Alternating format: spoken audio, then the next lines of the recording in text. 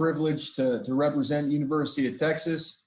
My name is Mike Yurcich. I'm the quarterback coach, offensive coordinator. I was hired on this past January.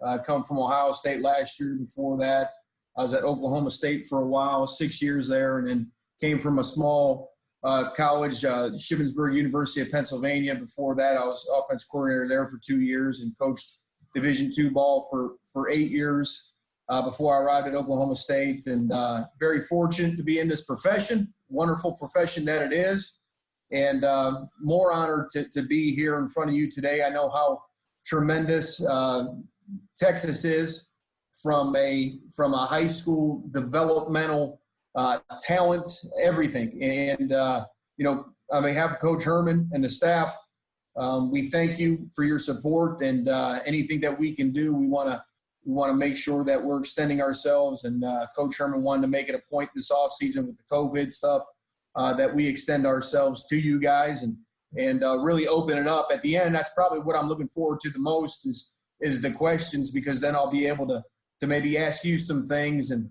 I love going around and learning from you guys. And like I said, I coached a lot of different places, and there's good coaches everywhere. I know that. And so very humbled to be in front of you today. Thank you for your time. Today we'll be talking about the intermediate drop back pass game. I'm going to go through some things that I think will help you, for the coordinators out there, just from a structural standpoint, some things that may be good for you to hear from an organizational standpoint, from a structural standpoint, kind of broad strokes. And then there's some things that I try to do from a quarterback standpoint, from my teaching, my philosophy, and that I just think that'll help. I just think there's some information that I sit and I think of these clinic talks. I'm like, okay, what would I want to hear? What would I want to try to get? So I try to gear it towards that and not just be all X's and O's. At the same time, I know you want ball. I know you want some film, so we'll try to get into it. And any questions that you have, hit me up and ask Tori for whatever information. She'll relay that to me, and I'll get it to you. With that being said, let me share my screen here. I'm on 2 different devices, so I can show film, and then I can draw a little bit in chalkboard. So what I do is everybody's been asking me, whenever I get on these Zoom meetings, everybody asks me what program I'm on. So what I do is I downloaded a Good Notes application, and I put that on my iPad. And so on my laptop, I'm able to show video. And then I log in on 2 devices, my laptop and then my iPad. And the iPad has the Good Notes on it. And I got a stencil, which will show the O-line and the hashes and everything like that. And I draw on. It makes it real convenient for meetings. I suggest you go to Good Notes. And then if you need the stencil, email Tori. Tori, are you going to provide your email? Or all right, to record it? Well, I guess here's what I'll do. Just my email is this. Or yeah, I've got all their emails, so I can include it with what I send out. Just email me, and any email that I get, just say that you were on the COVID. That's Yurcich, YURCICH at utexas.edu. It doesn't have to be caps. So my last name at utexas.edu. And then send me an email just saying you were on this clinic. Just call it 428 clinic. I'll know that you were on here, and then I'll send you the stencil I have if you want it, whatever. And then you guys get to record this, so you're all good. So pass game notes, okay? Some pass game notes for us.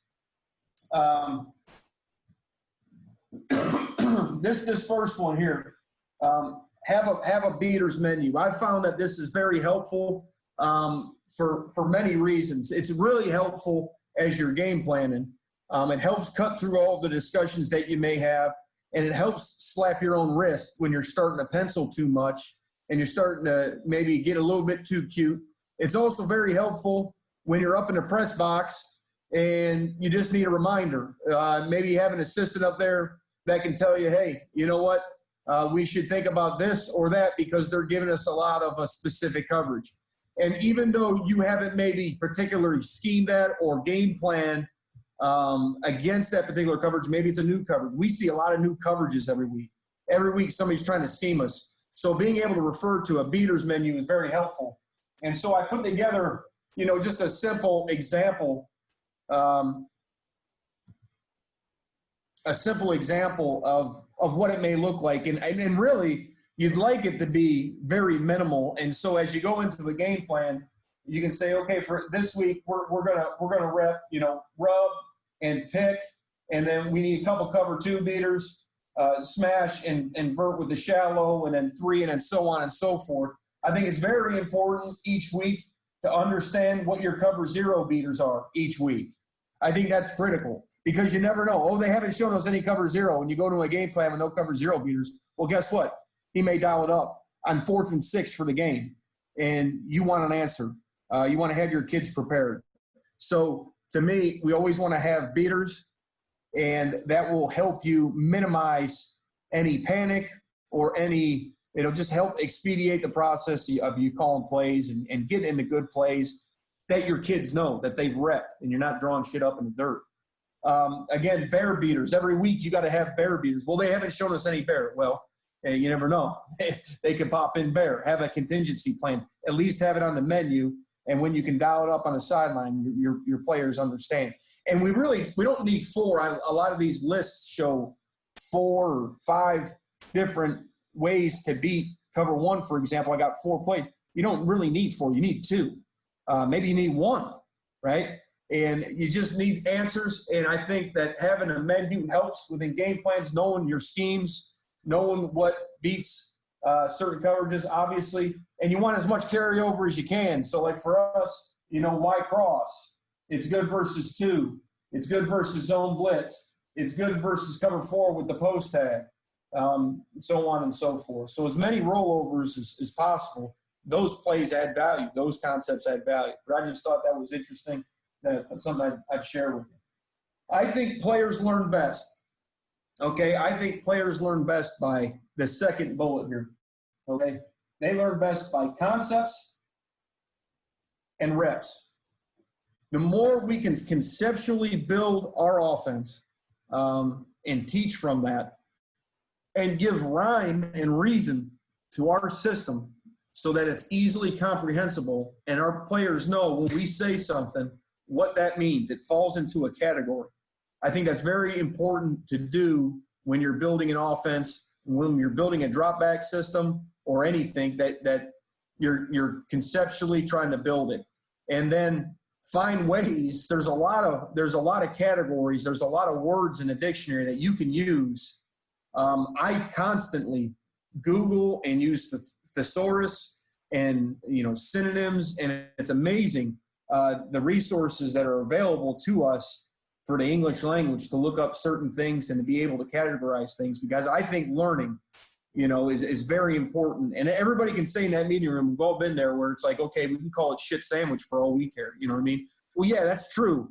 But I'd rather call it something where our guys can conceptually understand it and learn it to where when you say the word, it makes sense, whatever that is. And it's specific to your system. You can't just ask me, well, coach, give me some of your concepts. And, yes, you could do that, but it's best if you make your own up. Because most of us right now are in a time where we don't want to reinvent the wheel.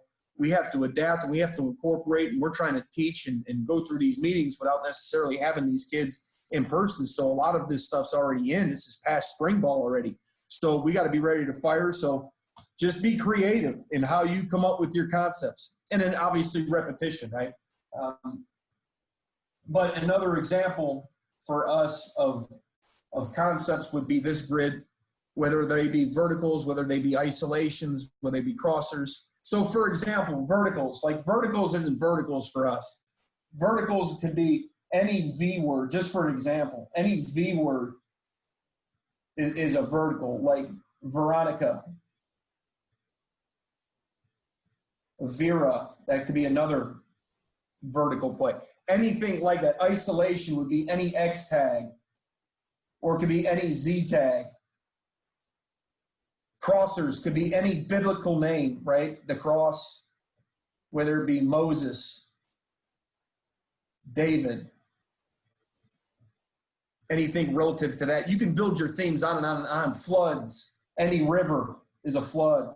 All your systems and then your tempo is off of that. I think it's very important to build those concepts and keep those things within those concepts so that you're not having a system of a different lot of other. Why do we call it this?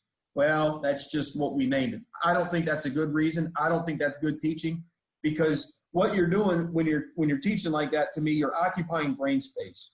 Players only have so much they can handle up in their brain. And when you enter something new, something else usually gets deleted or dulled. That's very important. So although, yes, it's one more thing. It's only one concept. How many times you hear that and you mean, well, it's only one thing that they have to learn. Well, that one thing is probably taken away from just focus on a base concept that they already know, that it's just going to be dulled now. And they're not going to be A+ at that focus-wise. It's time, it's reps, energy. I heard this from Tim Hinton when I was coaching at Edinburgh, Pennsylvania Division II school back in like 2005. I went to go see Tim Hinton play. Tim Hinton's over at Ohio State, very good coach. And he said this, and it stuck with me forever. And I'm guilty of this. That's why I bring it up. But this is an important one. Ask more questions and present less information. Ask more questions, present less information.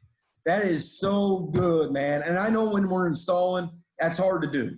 Okay? That's hard to do because you got to make sure that you're giving them the information. You got to make sure it's taught right. You got to make sure that they're taking their notes.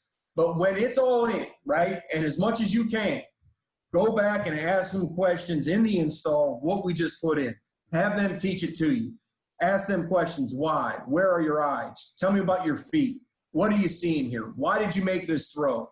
I mean, you would be shy. I ask so many questions when we're in a normal meeting, when everything's installed and we're game planning and we're reviewing Tuesday's practice. It's constant questions. What were you thinking is like the number one thing I'll ask the quarterback. And I know a lot of you do the same thing, so I'm sorry if this sounds elementary, but I think it's so important that, if he makes an errant decision, like just makes a really poor decision, all right, I won't start ripping him, because the first thing I want to know is why he did what he did. Did I screw him up? Did I give him the wrong information? I want to learn how, he got to the point. It's not that he did it. It's, okay, what can I control? So where were your eyes? What made you come to this decision? And if you ever hear the quarterback say, well, I don't know, that's not acceptable. I don't know is not acceptable. There has to be a reason. And maybe quarterbacks, when you initially get into them, they won't provide you the feedback immediately. But I remember going back through, this is an example. I remember going back through a 7-on-7 script in a summer workout. And I had the script and I was home and I could not watch the workout, right? Because we can't observe in the summer back in the day. So let me share this again here. Every 2 minutes it'll boot me out unless I touch it. So I got to remember to touch it. So I had the 7-on-7 script in my hand. And I remember I was at Oklahoma State. I asked J.W. Walsh, who's with us now. I asked J.W., I said, okay, I went through the plays. We had about 20 plays. And I said, what'd you do on trail X post? I can't really remember. What do you mean you can't remember? I don't remember what I did. Okay, well, what'd you do on 91H? I can't remember. So why can't you remember? Oh my gosh, what are you talking about? So the next time we did it, I asked him the same thing, and then he got it. He was able to recall. Very important that your quarterbacks are able to take those reps and then revisit those mentally, whether it be right after the rep, whether it be right after the series, is recall. You have to be able to take that mental rep, learn from it. Don't dwell on it, obviously, but we need that input. We need to focus on that input. And then after the practice, you should be able to go back through it and think about it again. Why was that? And then be able to, in the next day, have a conversation. So from that point forward, Jay was squared away. All of our quarterbacks could give me exactly what they did and why they did it. And I didn't even need to watch practice. That's the information sharing that needs to happen on every practice, on every rep. So it is always like a discussion. These are football discussions. It's not like, okay, you need to do this, this, and this. there's a point for that. There's a time for that.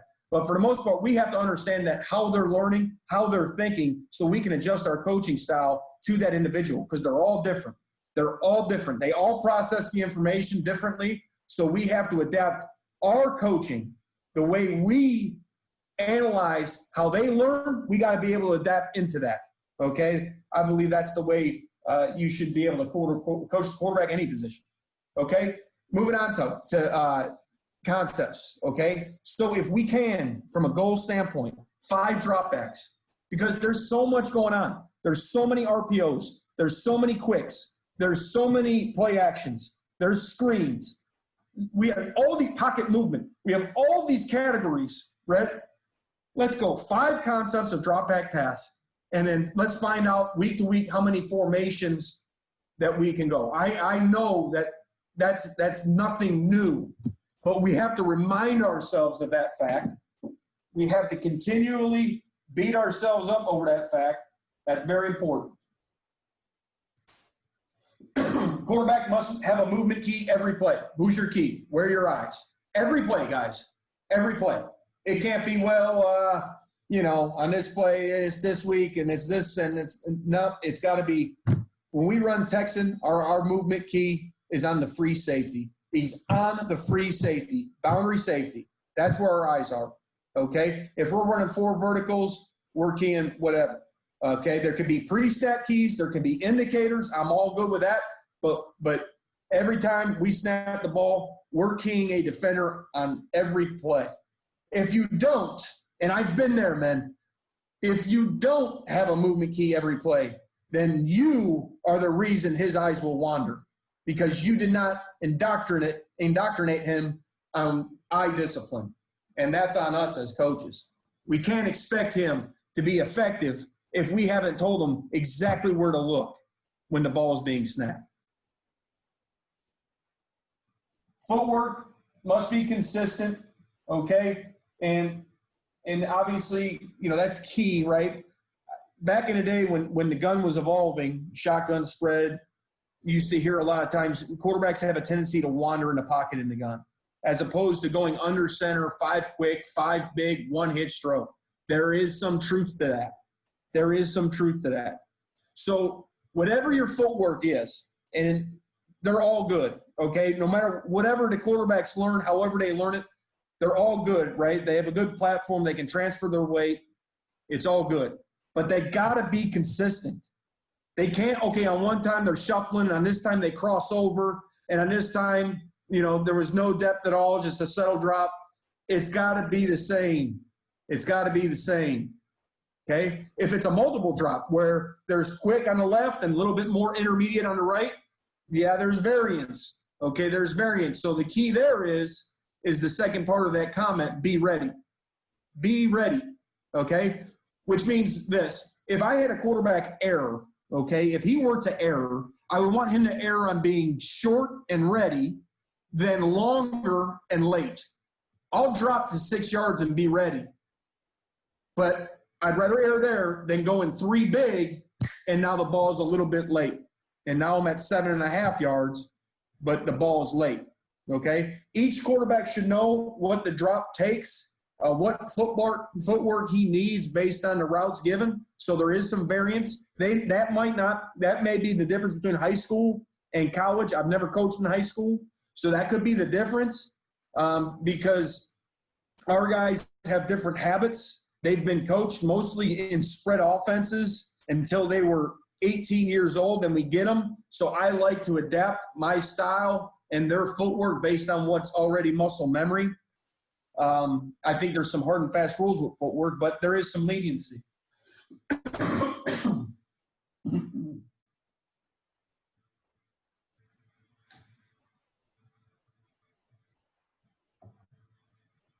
All right. Next thing that I want to talk about is buzzword dictionary.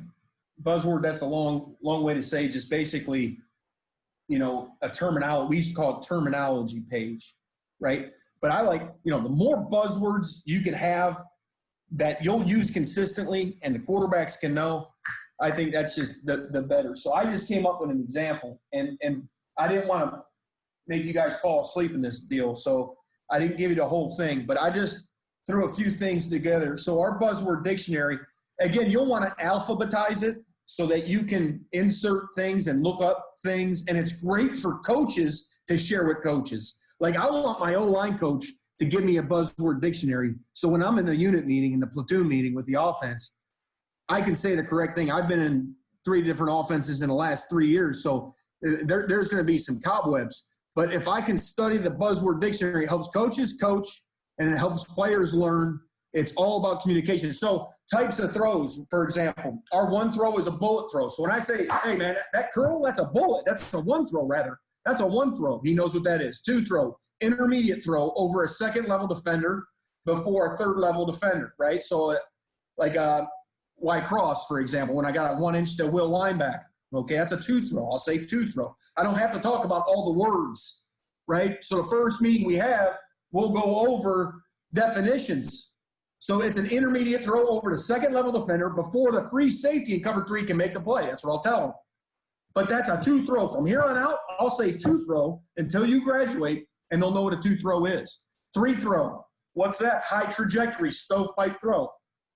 Four throw. And I'm not going to read all through these, but I think these are helpful things that you can steal from me that have a place. Four throw is a pace it throw. What does that mean? It means I'm conscious of velocity, right? Pace it. Screens, shallows, etc. Anything underneath. Check downs. We want to pace it, right? We don't want to knock them over. We want to make a catchable throw. It's about location, right? It's about velocity. Okay? Types of fakes.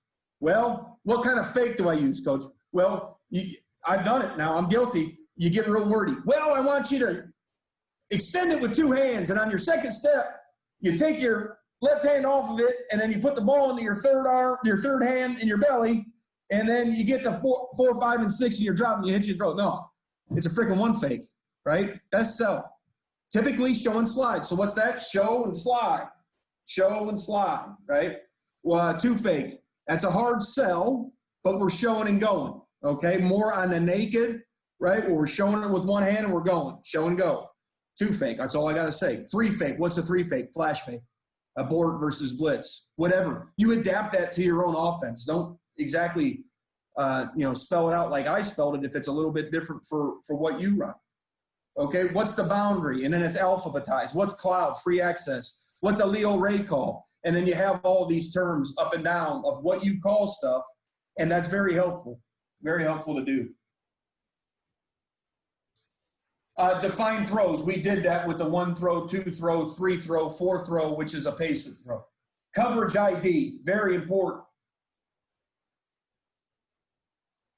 3 ways, really, we talk about. So, yes, progression reads dominate, right? Progression reads dominate because you don't know, the coverage every time it moves, and we don't have to guess on what the coverage is. We go 1, 2, 3, 4. Is he open? IHO, right? So. But knowing the contour or knowing the coverage or having a good idea of what that will be helps us. So what I say is when we know the coverage, okay, you can skip a couple chapters and read the cliff notes. You don't need to read the whole book. Skip chapter 3, 4 and go right to chapter 8 and finish the book, right? Which means progressions, right? I don't have to go 1, 2 and then really go 3 and then 4 when I'm knowing on the backside on my cross when I know it's covered 3 rotation away. Okay, so having an idea of the contour, and some quarterbacks may like the word roof line, okay? But we say contour, which is what? Connect the dots between corner, safety, and corner. Connecting the dots. If it's flat, it equals 4 or 0. If it's rounded, it equals 2 or 2-man. If it's inverted, it can equal cover 3, cover 6, which is quarter, half, or cover 1. Right? And you may have a little bit of nuance based on who you play and what you've seen. But I think that's a really helpful tip to help those quarterbacks quickly cut through some coverages. Hey, it's a flat contour over here. That should go into the terminology page as well.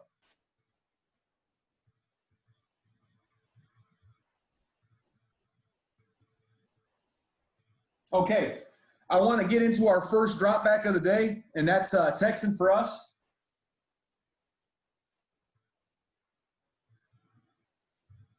So here's the here's the grid that I've been drawing on.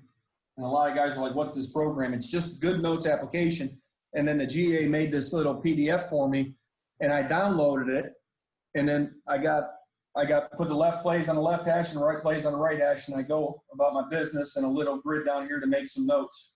So that's all that is. And then you can zoom out and in, and it's a pretty nifty deal. Okay.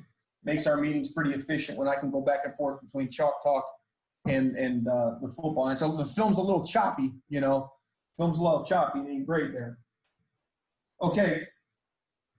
Texting for us is a 3x1. The concept for us would be the X isolation. So this would be X isolation play is an isolation bucket or concept.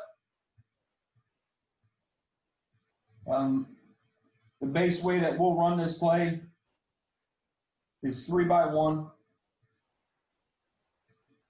What we're going to do with X is run him on a speed out.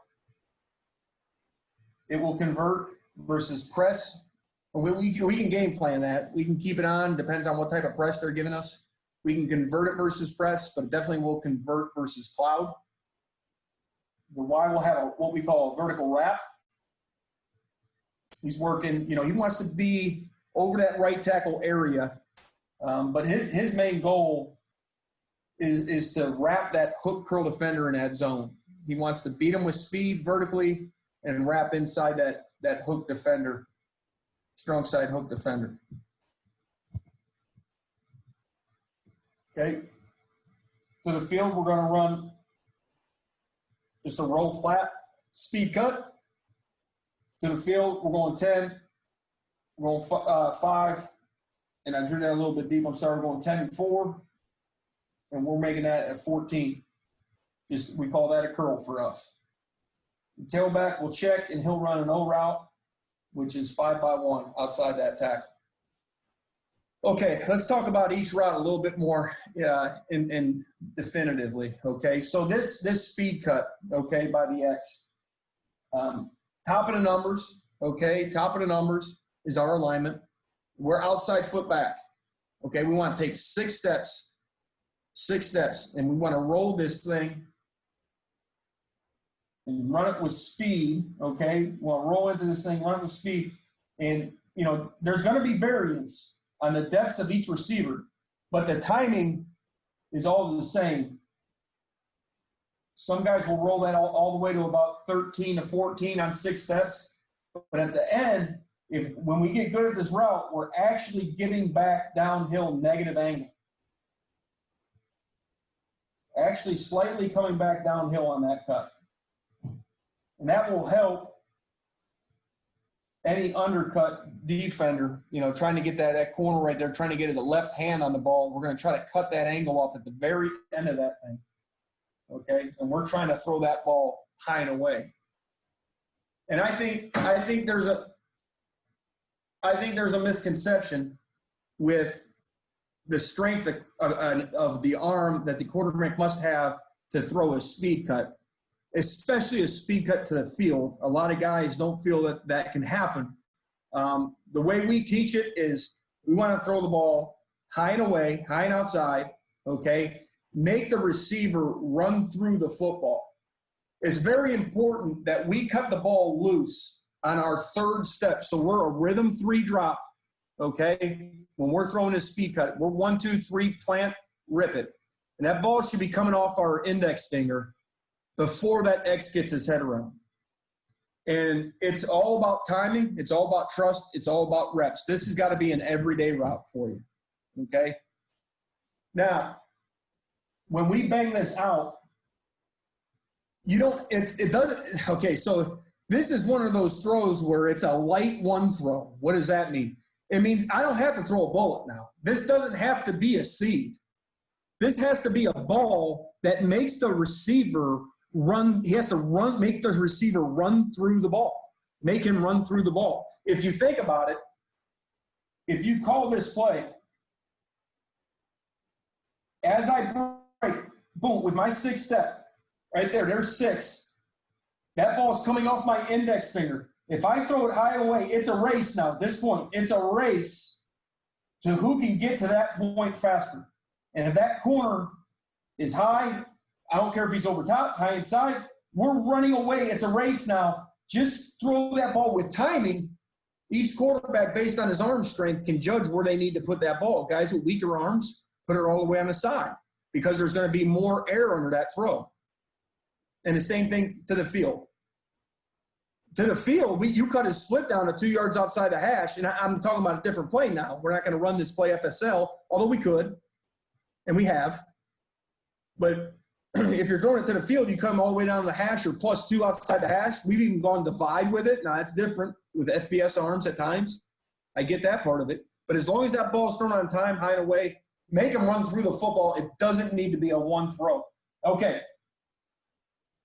Okay, other routes, okay? We're not going to try to use the vertical wrap versus man. That's a zone beater. So we're not giving him too many rules. It's wrap the hook player. If it's man, we're not really worrying about him uncovering or staying on the move or anything like that. To hell with it. He's running a wrap. He's wrapping that hook defender, and he's hooking up. Really want to space the field. He's got to be very conscious of where he is in relative spacing to that curl. Into the boundary, wants to occupy that right tackle area, but more importantly, control that hook defender strong. Okay? To the field, just a speed cut here, self-explanatory there, okay? And then this post curl. I want to talk about this for a second. So if we had a receiver that ran a 4.7, I had a bunch of guys that ran 4.7 and were damn good. If we run a 4.7, okay, well, you want to be 4.7 here, okay? Maybe it's 4.75. But when you plant that left foot and you stick it, you want to accelerate. If we can burst out of that cut, so many guys have a habit of decelerating to the post. If we can, and even if it's body language and perception of a burst coming out of that thing and then finish at the top end, and I don't care if that breaks at 9 yards. I don't care what that break is. I'll give a little leeway. But we need to burst that post. There needs to seem like a change of speed to get separation. Okay, we run so many posts in this offense, we're going to get that corner believing that we're running posts. And then when I come out of it, it's my face mask to the quarterback's face mask. It's not 14 to 12. I don't understand that when guys talk about curls. Well, it's a 12 to 10-yard curl. Well, fuck, excuse my language, it's a 14 back to the ball. I don't care where. If he's late, you catch that thing at 9. Should never happen, quarterback. But that's the point. Keep on coming. Keep on coming. Okay, quarterback's read. I told you every snap we have a movement key. Our movement key will be the free safety. Our movement key will be a free safety. If he rotates and plays cover 3, cover 1, 3 buzz, right? It could be the hard one would be like a 4 solo where it's quarters and he's looking up number 3. If he plays to the field, we play the out into the tailback. And again, guys, now I know there's a lot of different coverages that can take away that out, right? I get that. But we're trying to keep it real simple. We're going 1-2, base rule. Free safety does that, I play the boundary. Okay? If he's pre-snap roll and he's one high and you got over rotation here to the field, well, go to the boundary. He's already there for you. It's beautiful. 1-2.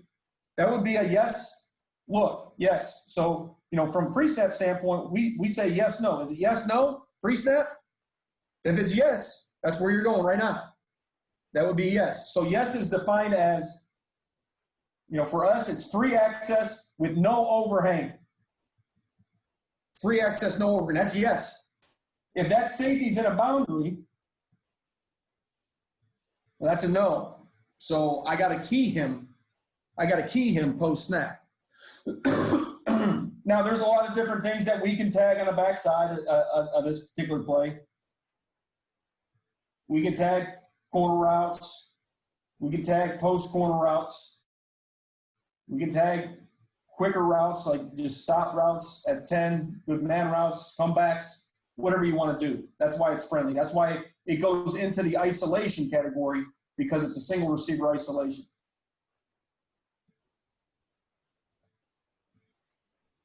So based on the movement key, Let me just erase all this shit.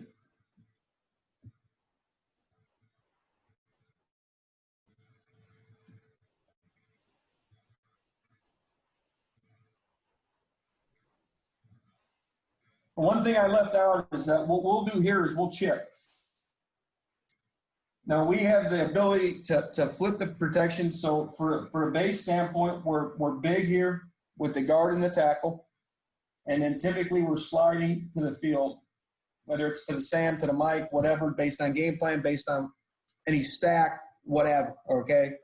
Now we can flip it and we can slide it to the boundary if the quarterback wants to, whatever he sees, and we're going to let him do that based on the defensive structure. However, in a base look, when it's tailback left and we're sliding right, we're creating, in essence, in a 4 down now, talking about a 4 down, we're creating 2 double teams on both their defensive ends, which I think is very friendly. I mean, who doesn't want to create a chip when you can? So that's a nice little adjustment that we can make based on game plan, based on who these creatures are.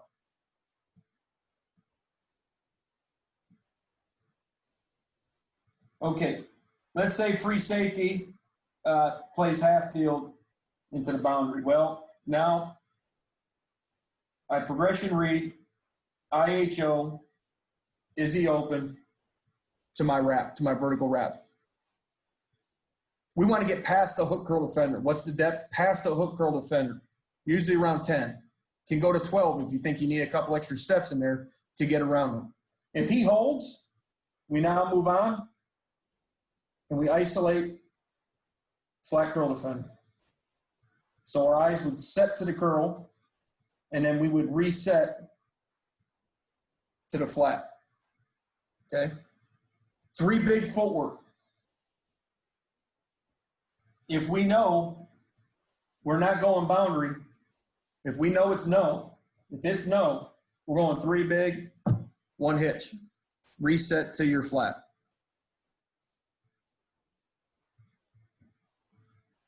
Now, I think it's really important that we understand protections, and everybody's a little bit different. But there can be a circumstance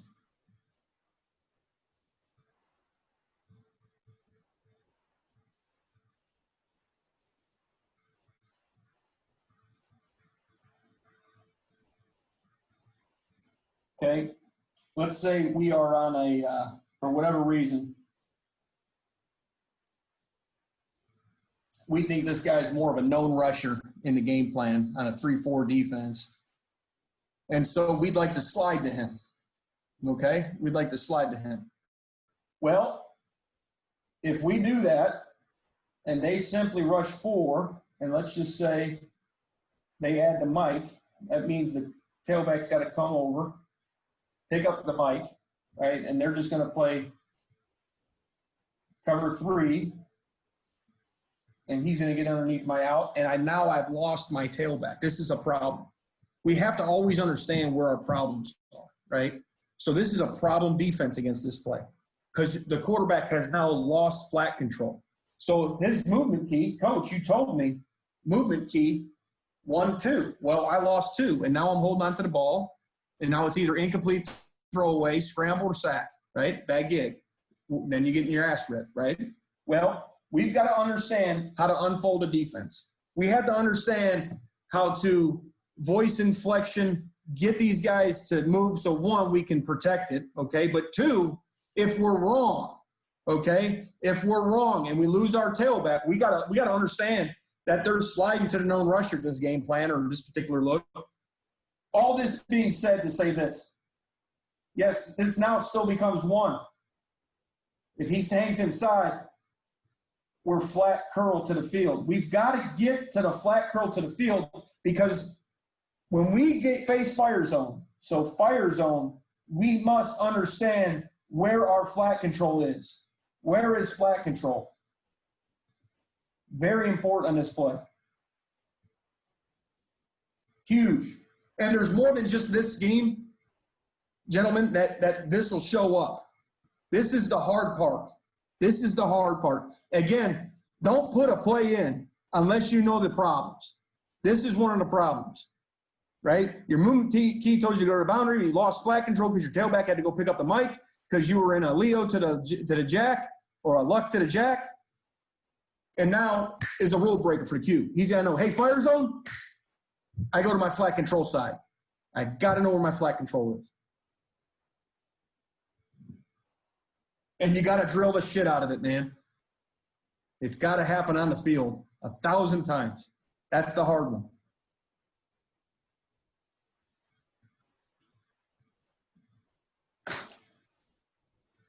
Obviously, if you were into the boundary, or excuse me, if the slide was the other way, let's just say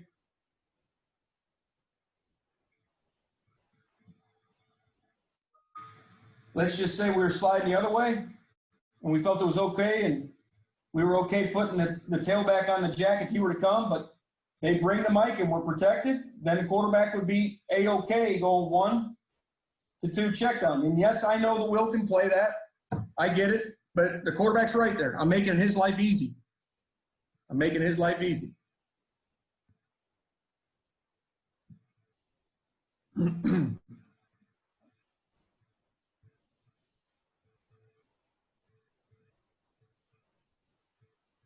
Okay, I'd like to bounce to the film now and show you a couple clips of that.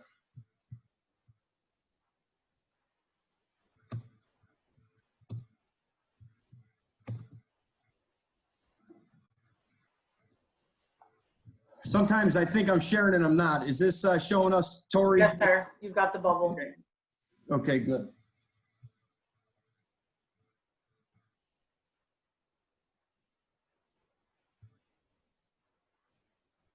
Okay, here we are in a 3-by-1. We're in 6-man protection. Should be sliding to the field. The Sam's showing. Okay, so by definition, if this is field pressure, okay, technically, we should now have our rule being this is 1, and then isolate flat curl. Now, if we know by game plan, they bring the Sam and still like to rush the defensive end, and that becomes nothing underneath that guy, I'm good. If we know our tailback's getting out because we are sliding this way and you feel good about the out, and if you don't like the out, you're going to check to your tailback, then I'm good. That's up to the quarterback, myself, and a lot of game study throughout the week, right? Got to know our opponent. So the key is right here on this 6-step out. So right here with the X, we do not want to lunge.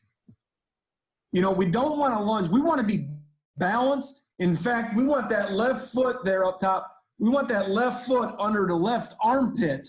We don't want to be slamming it down with that left foot way outside of our framework because we don't have balance. And if you don't have balance, you can't transition your energy to the right. So like when I start talking about this route, I'm gonna do okay, here's the ball inside over here. Look at this drawing, like Bob Ross, right? And then here's my receiver on the right side, and I'm gonna run it out like this, okay? And there's a sideline, here's the hash, okay? I'm on the right side, I'm running out this way, okay?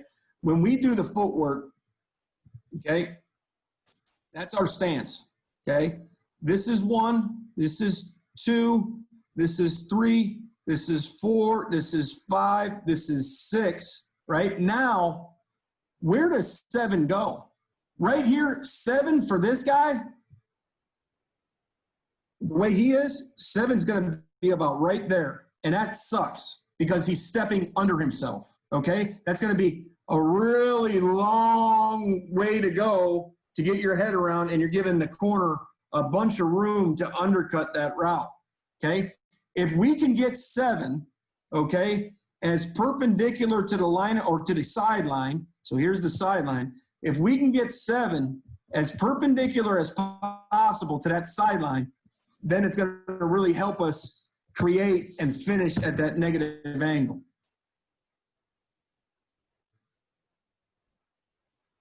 One thing that may help you, we talk about a pressure step. 1, 2, 3, 4, 5, 6. Okay, on 6, what that left foot should look like on 6. Okay, instead of having your foot straight up and down, okay? If you can angle 6 to where we just say toe it in, right? So I go 5 right there, 6 left foot. If I can toe that in, angle my toe in on 6, that'll help 7 become perpendicular to the sideline, okay? That's a technique. That's called a pressure step that may help you guys. So like when you teach this route, right, you jog through it, and then you 3/4 speed it, 3/4 speed it, 3/4 speed it, and then you full speed rep it. It takes a lot of time.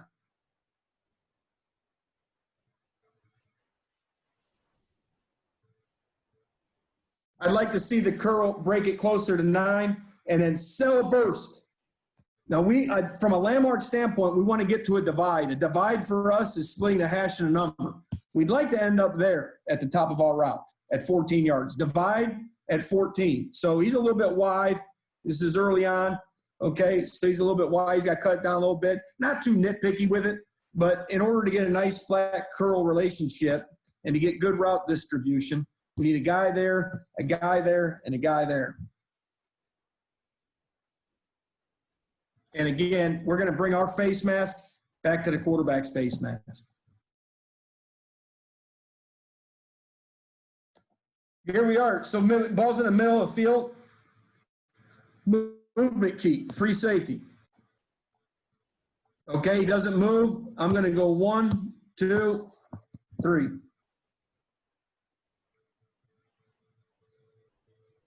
Very good. Make sure if the mic buzzes through there, we got to put this thing down there on time. He's got to come back downhill slightly against that strong safety in this mini coverage. I don't like the post curl it here at all, okay? Right there, stick your foot in the ground here. Let's go accelerate, sell the post, your face mask, the quarterback's face mask.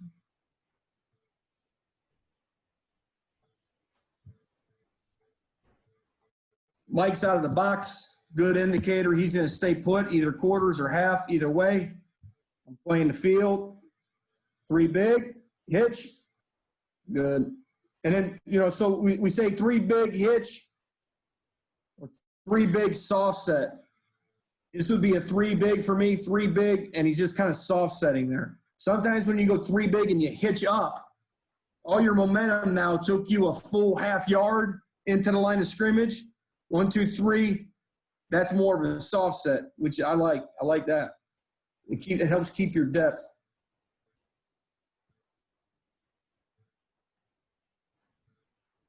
Okay, a little motion. Don't be afraid to use motion in your offense, man. If you're not going fast, motion. I decent coverages. So what are they doing on 3rd and long?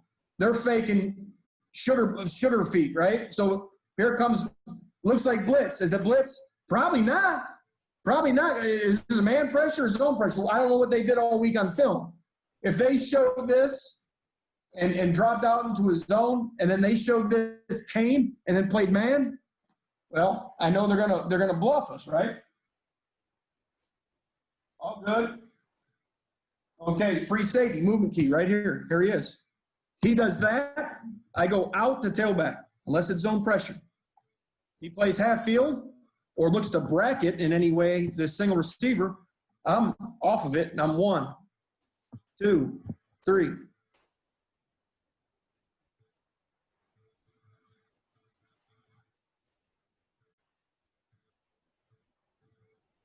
No brainer. This is easy money here. Sit a field. Boom. Get it to him. Ball should be thrown in the arrow.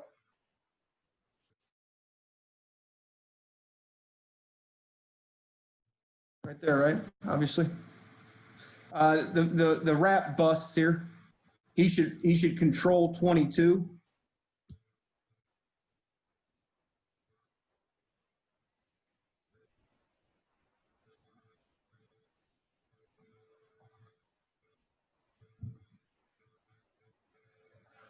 Okay, 3x1 again. Movement key. Okay, so we're facing pressure here. So if we slide to it, we're okay. We'll get the tailback out to control him. So if you slide to it up top, you can go up top. I'm good. If you lose your back here, this guy's going to get underneath your out or could help. You know, if he's outside leverage, that's a rough gig. So if you lose flat control here, this is where I'd rather just throw this free access curl. I mean, if it was press, I'd be worried, but it's free access.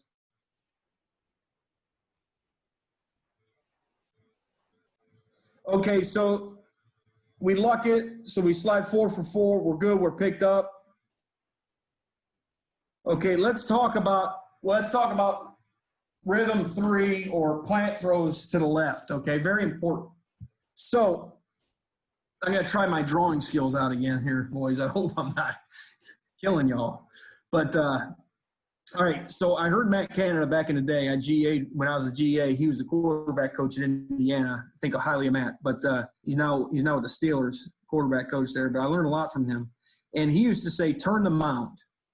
Okay, turn the mound. So what that meant was if, and I beg your pardon, if that's home plate, oh, look at that. I got a nice mound right there, 2-point mark. I didn't even mean to do that. So here we go. So there's the mound. I'm pushing off, right? I'm throwing a strike down the plate. That's my mound, okay? So when we want to throw the ball to the left on a plant throw, we want to turn the mound, right? So I want that mound to be there so I can drive to my home plate, which is now over there. We're throwing the out. So I have to turn the mound. Now, what will help you turn the mound is slightly stepping closer to 5 o'clock with your reach step, closer to 5 than 6. If I step at 6, my next step, I'm closing my hips to my throwing lane, right? So if I open slightly closer to 5, right, and then my second step helps turn as I cross over, I actually turn that foot to where I'm now turning the mound. My third step, I've now turned the mound completely, and I don't even have to swing the gate open. I know that there's guys that go, you know, reach, kick, you know, with the kick, or I can't remember what it is. It's reach, crossover, and then kick or whatever. But when you're doing that drop, and I'm not saying I know what's going on, is my opinion. When you do the kick and your plant throw is or your plant step is here, you're swinging the gate open. That left foot has to plant exactly where you want it to be. And maybe on outs you can memorize where that plant throw has to be. But in my opinion, when you're kicking in any in-breaker like a glance, now you're dealing with two different angles, and to me it's hard that way. To me it's hard. I'd rather build the mound. That's just my opinion. I could be wrong. So I'd like to see 7 here step more at 5 and help himself by building the mound, throwing to his left. Now, a rhythm 3 throw to your right, now you can reach at 6. Okay, throwing to the right, you can reach at 6, and then your crossover can actually be a little bit in front. You're still crossing over, and then 3 can be a little bit more to the right. So I'm actually building a little bit of an arc, a slight roll, if you will, throwing to the right.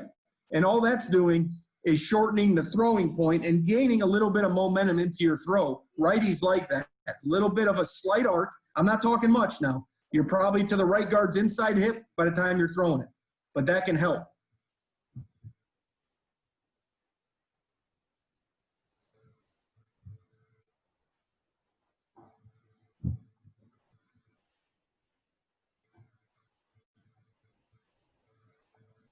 Okay, I'm going to skip that one.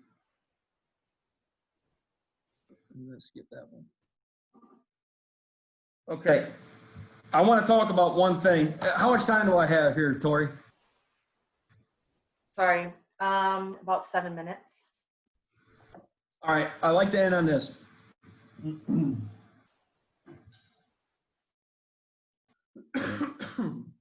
Now, outs, okay? Mirrored concept. Let me flip back and draw up a mirrored concept.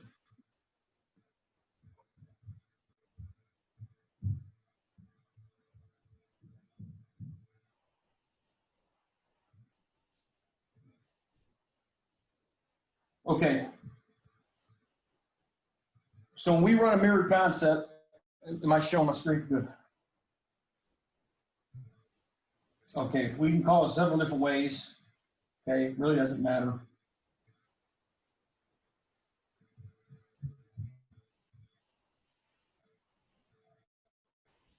Let's just say we're running speed outs.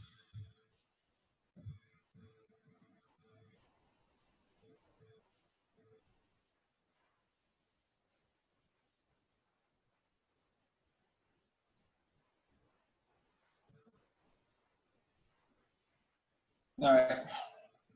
Just a mirrored route right here, okay? So there's three things we talk to the quarterbacks about, okay? Three things.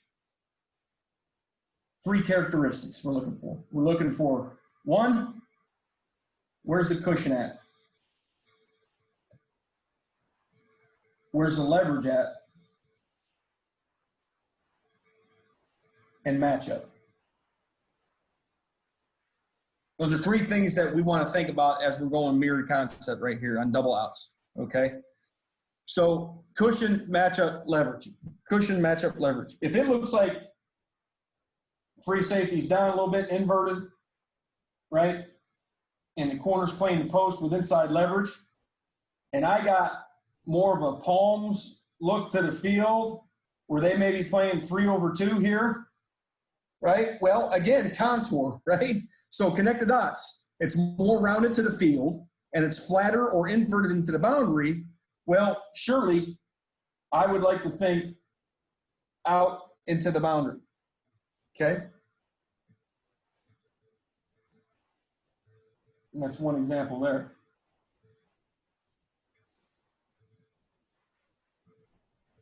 If I got flat straight across, by game plan, right? Corner's probably going to be slightly outside with that type of a split. All right, I got flat straight across. Well, now everything's equal, or is it? I'd say everything's equal, but systematically, okay? If we know that they're a quarters team going into this thing, if they're able to, you know, if they're able to spin down and play that on a snap, well, I know that I'm a little bit more protected to the field because I have a vertical. So even if they play quarters, right, my vertical is going to help protect this out throw to the field. And I know you may be saying, we ain't going to throw a freaking out to the field.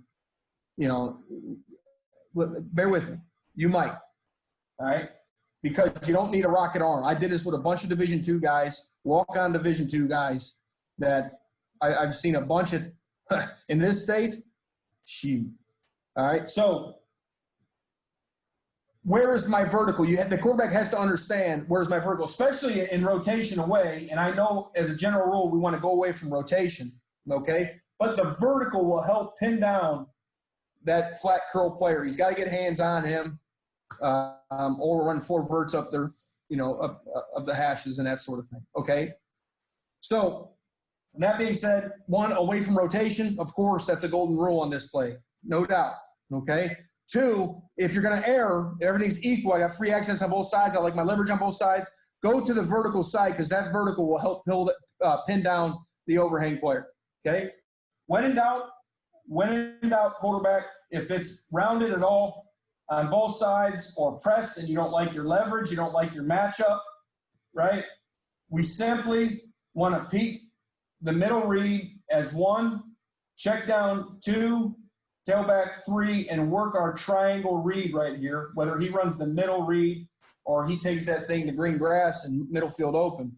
We want to get to our triangle read as fast as we can, okay? Now, with that being said, I want to go back to a little bit of football here on the video because I want to talk about a drop that can maybe help you. This is something that I want to just give you. It may help, especially high school quarterbacks. So stop screen sharing. Yes. Back to where I was. Let me get you down here. Now, the part that sucks is this is a different – the example I have to give you is from a different life, okay? And I don't want to do that, but I want to give you guys what you need. Is my screen sharing? Yes, sir, you're good. Okay, so now if you notice, okay, if this is something you want to go down, this is an option for you. Whether you want the arguments, call me, we can talk about it, all right? So you can see this quarterback's left foot up, right foot back, okay? So now when he throws a speed cut, he's going to actually hitch into it, and his hitch is the same timing as a plant throw, and that's the key, right? We don't want to throw, you know, with the left foot back, we don't want to shuffle and then hitch into or out, okay, because then we'll be late, okay? But with our left foot up, we can go left, right, we call it a long two. Left, right, excuse me, left, right, and then we can hitch to our out. Really easy throwing left. A little bit harder throwing right because you got to get your ankle eye pointed all the way out to the right side to the field. But just check it out and contemplate if this is something that you want to do. I just felt like this might be helpful. Left, right, hitch into it. Looks pretty damn easy, I think. Left, right, and hitch. And now, so now you're hitching. So the quarterback has more momentum. So I think guys with lesser arms can get away with field throws. If you have that, if you want to go down this road, you know, we can talk about other drops, you know, to different routes to help marry it up so you're not scrambling. Now, the other nice part is if you do convert your out to fade, left, right, plant throw, boom, boom, plant throw, and now you're throwing your fade. So you don't have to dick around with too many multiple drops. You can still just roll that over. All right? Again, left, right, hitch, better from the end zone.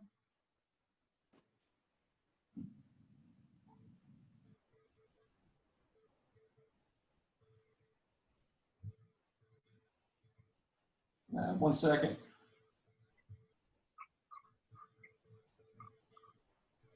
I apologize.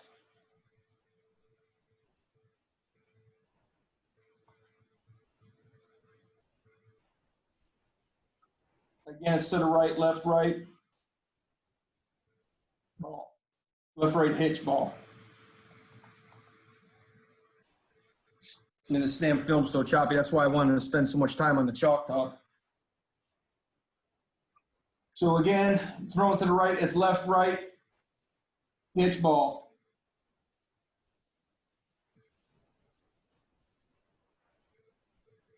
Sorry to film so choppy, but it is what it is. That's it for me. Let me stop this share so I can see you guys. I appreciate all you guys. If you have any questions, feel free to email me, and I'll respond with you. If I don't respond right away, just be patient with me. I'm probably doing something and caught up, and I will get back with you as soon as possible. Thank you guys so much. Thank you for what you do. Stay safe. And this fall. Welcome. Yeah. We good? Yep, I'm going to end it. Bye, guys. Thank y'all for everything. I'll get these out tomorrow.